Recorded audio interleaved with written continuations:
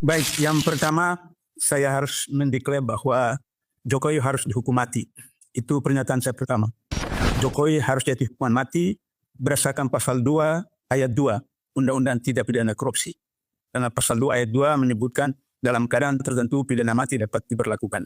Jadi jangan kita kira bahwa Undang-Undang Tipikor tidak menjatuhkan hukuman mati. Ada pasal 2 ayat 2 Undang-Undang Tipikor. Kemudian kalau misalnya orang mengatakan bahwa Jokowi tidak terima duit, apa buktinya? Pasal 2 ayat 1 tidak menyebutkan orang itu menerima duit itu. Karena pasal 2 ayat 1 hanya mengatakan terjadi tindakan melawan hukum yang mengakibatkan kerugian keuangan negara atau negara yang dapat mendatangkan keuntungan bagi diri pribadi, orang lain, atau korporasi. Maka dijatuhi hukuman seumur hidup minimal 4 tahun, maksimal 20 tahun, denda minimal setengah M, maksimal 1 M. Jadi Jokowi tidak terima, tapi orang lain terima. Tapi terjadi kerugian keuangan negara. Jadi untuk itu maka saya harus jelaskan sedikit. Saya garis bawahi apa yang disampaikan oleh Mas Isnur dan Mbak Fitri dengan mantan pimpinan KPK Pak Saud. Ada yang disebut dengan corruption berdasarkan motif. Ada corruption berdasarkan target. Nah, saya hanya fokus malam ini pada corruption berdasarkan target. Maka ada yang disebut dengan material corruption, ada yang disebut dengan political corruption, ada yang disebut intellectual corruption. Material corruption adalah korupsi yang hasilnya materi, uang, jabatan, aset, dan seterusnya. Ihsan dan Gibran itu menerima dana 93 miliar dari satu perusahaan karena kasus kebakaran hutan di Sumatera Selatan. Dan kemudian dana itu digunakan untuk membeli saham dari satu perusahaan senilai 90 miliar. Ini materi. 2 tahun lalu, Jokowi terima 5 triliun dari seorang pengusaha di Kalimantan Selatan melalui Kaisang. Dan Kaisang menerima 5 triliun itu membeli saham dari perusahaan kelapa sawit di Malaysia. Ini jelas. Jadi KPK, mari dong. Di mana dulu hebat kamu sampai masuk ke hutan-hutan Kalimantan Timur, bisa tangkap hampir 2 tahun Gubernur Kalimantan Timur. Ini Malaysia dekat saja. Bisa cek perusahaan kelapa sawit di Malaysia. 5 triliun Kaisang terima dari pengusaha ini membeli saham di perusahaan kelapa sawit di Malaysia. Jadi ini jelas material corruption. Itu jelas. Jadi Jokowi tidak terima, tapi anaknya terima. Gibran yang Kaisang itu baru berapa tahun jadi penjual kuliner. Tapi kekayaan Kaisang sekarang tahun 2021 itu 95 miliar. Bagaimana pedagang kuliner dalam usia muda punya 95 miliar? Seperti itu. Oke, material corruption. Sekarang political corruption. Korupsi politik adalah korupsi yang dilakukan melalui pilpres, pemilu, pilkada, undang-undang, kebijakan.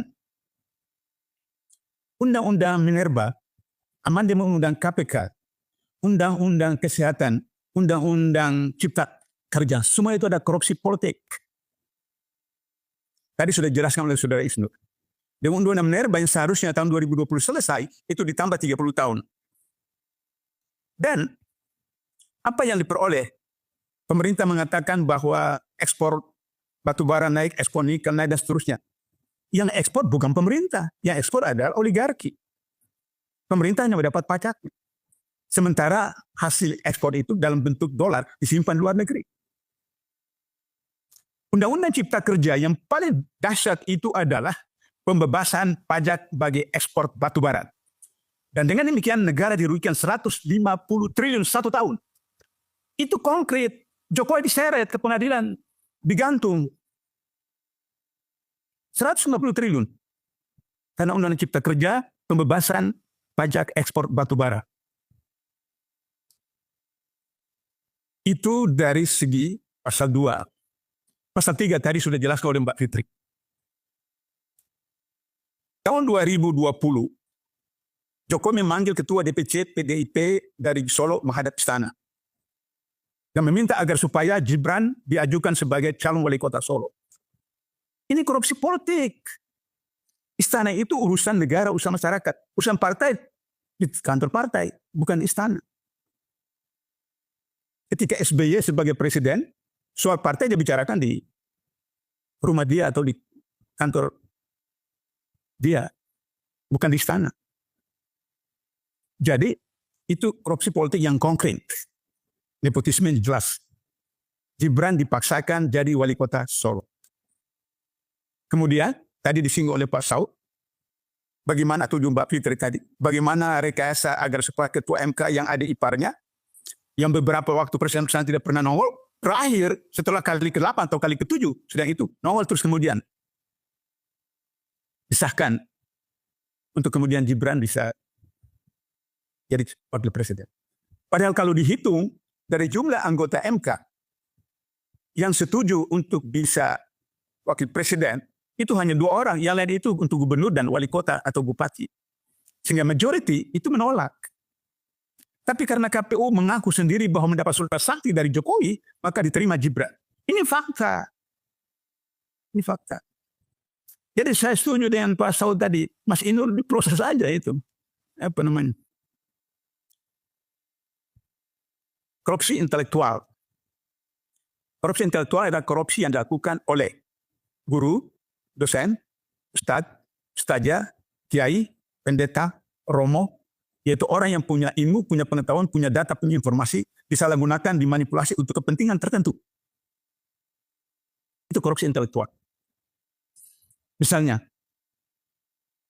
wakil presiden kemarin, Ki Haji Ma'ruf Amin, ketika jadi ketua umum Majelis Ulama, membuka rekomendasi untuk digunakan dana haji untuk membangun infrastruktur. Lantas ketika ditanya komplain di protes, dia bilang, ini statusnya utang. Utang. Kapan pemerintah minta izin dari orang yang menabung uangnya untuk haji? Bahwa kami gunakan uangnya. Kapan?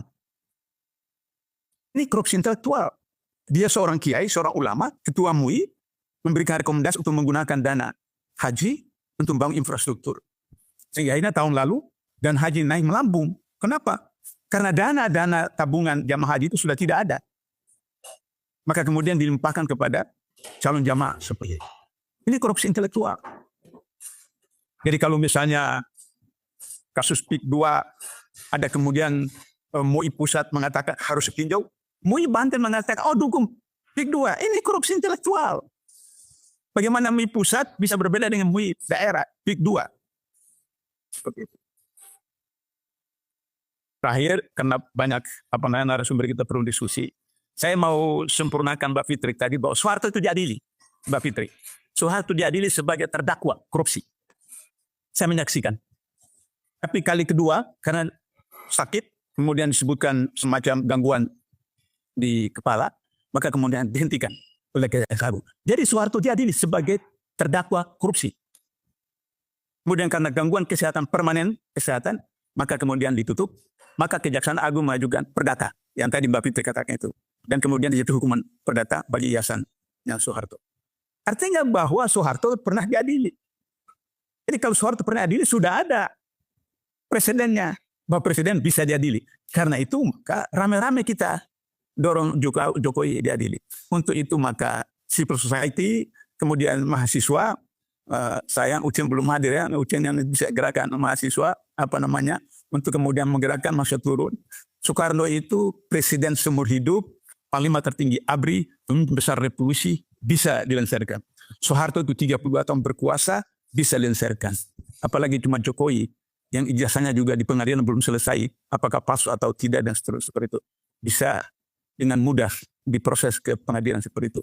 Dan saya kira Pak Saud itu setuju kalau kita biar sudah kepala 6, kepala 7 ini turun lagi ke lapangan untuk berpanas-panas, berhujan-hujan agar supaya Jokowi diseret ke tiang gantungan melalui pengadilan yang transparan. Pengadilan menjadi penting karena kita tidak bisa menuduh hari ini Soekarno komunis karena tidak ada pengadilan yang memutuskan Soekarno terlibat komunis atau tidak. Kita juga tidak bisa menuduh Soeharto itu korupsi karena tidak ada pengadilan juga yang memutuskan bahwa Soeharto itu korupsi. Agar supaya tidak terjadi polemik berlarut-larut Jokowi korupsi atau tidak, bawa ke pengadilan, biar pengadilan memutuskan Jokowi terlibat korupsi atau tidak, maka kemudian persoalan bisa selesai, kita buka buku baru. Penutup, untuk itu supaya Prabowo betul-betul tidak omon-omon saja, maka yang pertama dilakukan Prabowo ada segera terbitkan Perpu, mengembalikan Undang-Undang KPK yang lama, Undang-Undang 30.002, menggantikan Undang-Undang nomor 19 2019, kemudian mengembalikan 57 orang Novel Baswedan yang teman-temannya ke KPK. Saya kira meskipun ketua KPK yang sekarang orangnya Jokowi, tapi kalau Undang-Undang KPK yang lama dengan 57 teman-teman ini itu insya Allah bisa diproses Jokowi dengan geng-geng teman. Saya sudah kemukakan tadi bagaimana Soekarno itu proklamator pembesar revolusi Panglima Tertinggi ABRI tapi bisa dilengsarkan. Begitu juga Soeharto 32 tahun pembangunan bisa dilengsarkan dan kemudian disidangkan. Tapi karena permanen sakit maka kemudian dihentikan, tapi kemudian perdatanya berhasil.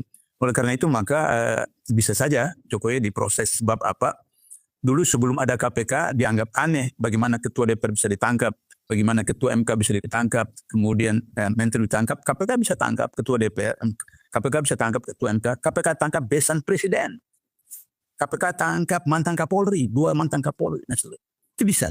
Artinya bahwa karena waktu itu KPK mempunyai undang-undang yang memberikan otoritas penuh, independen penuh, sehingga disebutkan sebagai extraordinary crime. Jadi undang-undangnya juga extraordinary crime, kemudian orangnya extraordinary people, dan manajemen juga manajemen extraordinary management. PP 63 2005 mengatur manajemen seperti itu.